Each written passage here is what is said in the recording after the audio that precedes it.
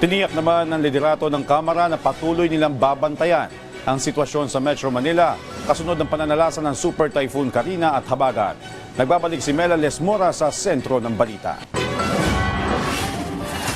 Sakay ng isang bangka, nag-ikot ang ilang kongresista kahapon sa pangunguna ni House Speaker Martin Romualdez sa Navotas City para makita ang tindi ng baha na idinulot ng Super Typhoon Karina at Habagat.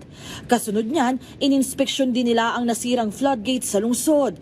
Ito ang Tangos Tensa Navigational Gate na una na ring binisita ni Pangulong Ferdinand R. Marcos Jr. Para agad maisaayos ang pasilidad na siya sanang makatutulong para mapigilan ang baha sa lugar, inatasan na ni Speaker Romualdez ang House Committee on Appropriations na agad paglaanan ng pondo ang pagsaayos nito. Bago ito, 2 evacuation centers din ang binisita ng liderato ng Kamara. 2,000 relief packs ang ipinamahagi nila sa mga biktima ng kalamidad sa Bagong Silangan New Evacuation Center at 2,000 relief packs din ang kanilang inihandog para sa mga evacuee sa Diosdado Macapagal Elementary School sa Barangay Tatalon.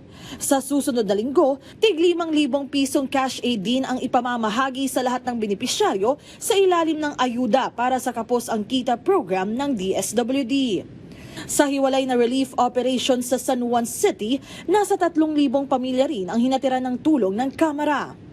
Ayon kay Speaker Romualdez, mahigpit ang kanilang monitoring sa sitwasyon kaya't mabilis din ang kanilang naging pagtugon sa sakuna.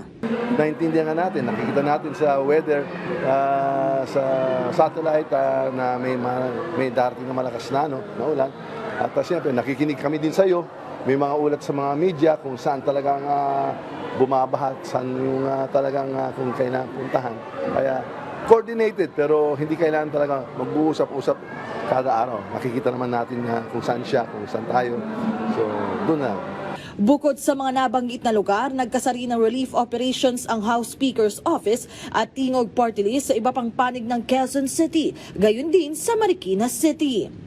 Well, ang gusto namin sabihin sa lahat, ipaalala sa kanila na hindi sila nag-iisa, naramdam natin ang kalagayan nila at ginagawa ho natin lahat na kahit papano ay maibsan ang kanilang pinagdadaanan sa ngayon. Kaya ang quick response natin kahapon ay magtayo ng mga hot meals habang hinahanda natin yung mga relief packs and relief goods. Mela Lesmora para sa Pambansang TV sa Bagong Pilipinas.